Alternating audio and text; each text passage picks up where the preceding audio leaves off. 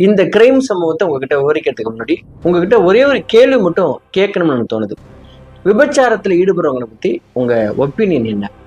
பொதுவாகவே விபச்சாரத்தை நம்ம ஆதரிக்கவே மாட்டோம். அப்படி இருக்கும்போது விபச்சாரிகளை பத்தி நமக்கு ஒரு கருத்து இருக்கு இல்லையா? அந்த கருத்து என்ன அப்படிங்கிறத மட்டும் நீங்க மனசுல வச்சுக்கோங்க. இந்த வீடியோடைய இறுதியில அதை நான் நீங்க கமெண்ட் பண்ணுங்க. மறக்காம இந்த சேனல் நீங்க சப்ஸ்கிரைப் பண்ணீங்க. நேரடியாக நம்ம கிரைம் சம்பவத்துக்குள்ள போகலாம். அது ஆந்திர மாநிலம் அம்பேத்கர் கொனசீனா டிஸ்ட்ரிக்ட்ல இருக்கிற ஒரு கிராமம். அந்த கிராமத்து பேரு சவரம் வில்லேஜ்.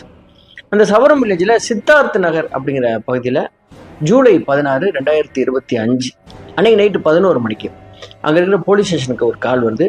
அந்த கால் அட்டன் பண்ணுற எஸ்ஐ மறுமொழியிலேருந்து ஒரு அம்மா என்னுடைய பொண்ணை கொலை பண்ணிட்டாங்க ஐயா அப்படின்னு சொல்லி அழுகிற சத்தம். உடனடியாக இந்த ஸ்டேஷன்ல இருந்து ஒரு டீம் அங்கே போகிறாங்க. போய் பார்க்கும் பொழுது அந்த ஊரே அங்கே திரண்டு நிற்கிறாங்க. எல்லாரையும் விளக்கிட்டு உள்ள போகிற போலீஸ் டீம் அங்கே பார்த்த காட்சிங்கிறது ரொம்ப அதிர்ச்சியான ஒரு காட்சி. ஒரு இளம் பெண், அவங்களுக்கு 22 வயசு தான் ஆகுது. அவங்க இந்த வீட்டுடைய ஹாலில் அப்படியே அலங்கோலமாக கிடக்குறாங்க. அவங்களுடைய வலது மார்பு பகுதியில் கத்தி குத்து, அது மட்டும் இல்லாமல் தொடை பகுதி, கை அப்படின்னு சொல்லிட்டு நிறைய இடங்கள்ல கத்தி குத்து. அந்த கத்தி குத்துலேருந்து இன்னும் ரத்தம் கொப்பளிச்சுக்கிட்டே இருக்குது.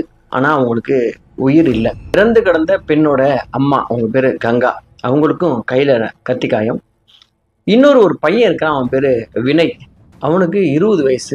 அவனுக்கு அதே மாதிரி கையில காயத்தோடு நின்றுருக்காங்க. அது மட்டும் இல்லாம ஒரு 4 வயசு பையன், அவன் பேரு விநாயக், அவன் தேம்பி தேம்பி அழுதுகிட்டே யாருக்கிட்ட போறதுன்னு தெரியாம ஒரு ஆதரவு இல்லாம நிக்கிற மாதிரி நின்றுட்டு இருக்கான். ஏன்னா அவனுடைய அம்மா தான் இறந்து கிடக்குறாங்க. இறந்து கிடந்த அந்த பெண் பேரு புஷ்பா. புஷ்பாவுடைய உடலை அட்டாப்சிக்காக கைப்பற்றி அனுப்புறாங்க. ஃபோரன்சிக் டிபார்ட்மெண்ட் இந்த கிரைம் சீன் நடந்த இடத்துல இருக்கிற தடயங்கள்லாம் சேகரிக்க அனுப்புறாங்க. அந்த இடத்துல ஒரு கத்தி ஒன்று கிடந்தது. கத்தி எடுத்துக்கிறாங்க. அந்த கத்தி கிச்சனில் பயன்படுத்தக்கூடிய ஒரு கத்தி தான்.